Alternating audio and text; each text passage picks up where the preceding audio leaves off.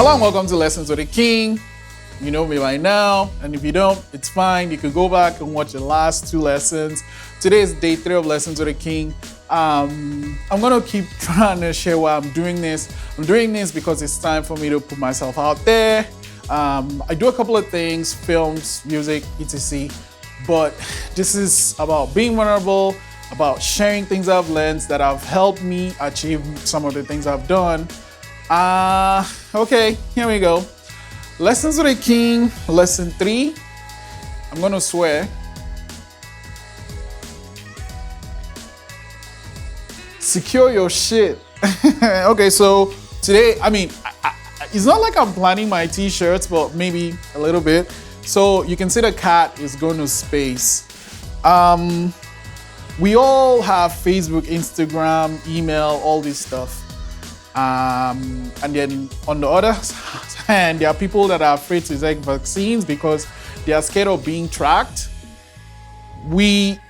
Most of us have a phone. This thing can track us. So if you have an Android, I'm pretty sure Apple has a version. I don't have an iPhone, but if you set your location on, you can go on your Google and then you can actually see where you've been at every single time.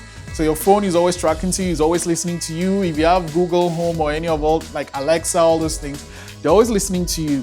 So, we're pretty much being tracked all the time. Facial recognition is a thing. You just have to accept it that we are being tracked all the time.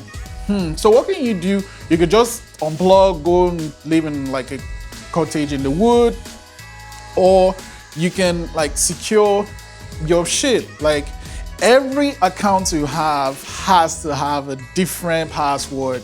It sounds like a lot of stress. So the tip for today is to get a password messenger. I use LastPass. It's pretty neat. It's free. There's a free version, so you don't have to pay for it. But if you want, you can pay for it. It's like cheap. Like there's a monthly fee. Google that. You can find out. But what LastPass does and does really well is like you have one master password, and then you can just have it on your Chrome browser or whatever browser you use. And whenever you log into a website, LastPass just stores this because there's a password manager. So whenever you go back to that website, LastPass just puts in your username, puts in your password. But the cool thing is, it can also select passwords for you, which is what I suggest you do. Like you're never gonna know the password because it's like G, L, like weird 6 strings of characters. And that is how you get to secure your shit. And you have to make sure you do that for each website you use. I know it sounds tedious, but here's the thing. Most hacking that happens isn't because someone is like sitting down on a computer and just brute forcing your password. What they do is just guessing, right? So if you've forgotten your password before, click on the forgot password. It'll ask you questions. And most hackers just do social engineering. So, someone sends you a message is like, or even a phone call, and they're like, talk about stuff that might be like a test question, like, what's the first concert you went to? Someone can just go through your Facebook and check that out.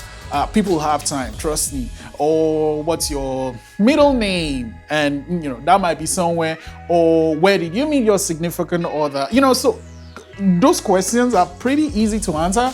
And then when someone answers it, they can just get into your password. And here's worse, if they use brute force or some other like keylogger, they have your password.